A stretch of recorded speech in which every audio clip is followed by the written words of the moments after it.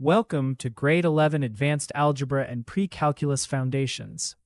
This is Session 1, Function Notation, Inputs and Outputs.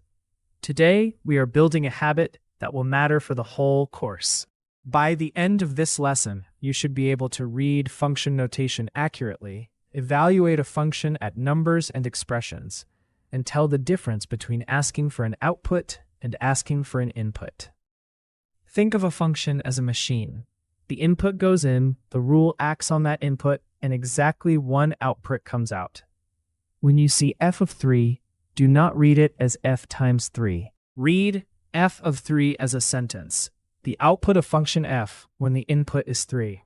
This language matters because composition, inverses, transformations, and graphs all depend on knowing what is being used as the input. Here is the core rule for today. To evaluate a function, substitute the entire input expression into every place where the variable appears. Then, simplify carefully. The word entire is important. If the input is negative, keep parentheses. If the input is an expression, substitute the whole expression, not just part of it. Suppose f of x equals 2x squared minus 3x plus 5. Find f of negative 2.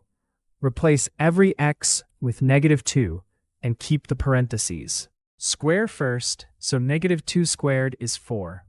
Then multiply and combine. 2 times 4 is 8. Negative 3 times negative 2 is positive 6. And 8 plus 6 plus 5 equals 19. Now, raise the difficulty.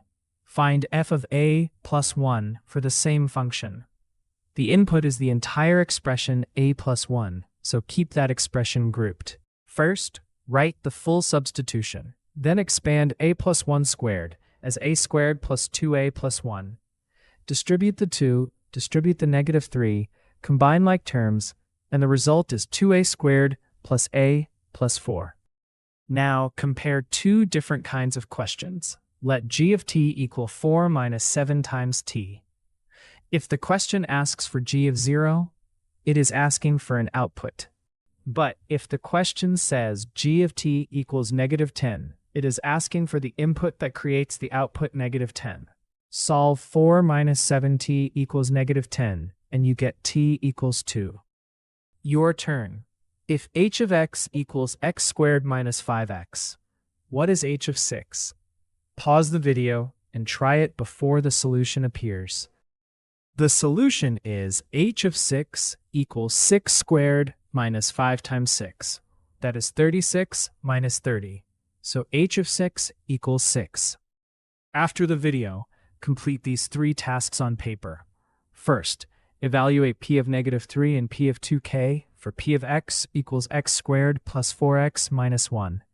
Second, find all inputs x for which r of x equals 12 if r of x equals 3x minus 6. Third, explain why f of x is not the same object as f times x. Use a 3-pass self-learning routine. First, copy the rule in your own words. Second, redo the examples from a blank page. Third, complete the practice without checking notes until you have a full attempt. Today, you learned 4 ideas. A function sends each allowed input to exactly one output. Function notation is not multiplication. When evaluating, substitute the entire input everywhere the variable appears. And output questions are different from input questions. Before you move on, write one error log sentence. The step I must watch most carefully is. Then write one recognition sentence. The clue that tells me to use function notation is. That turns this from a watched video into real self-learning.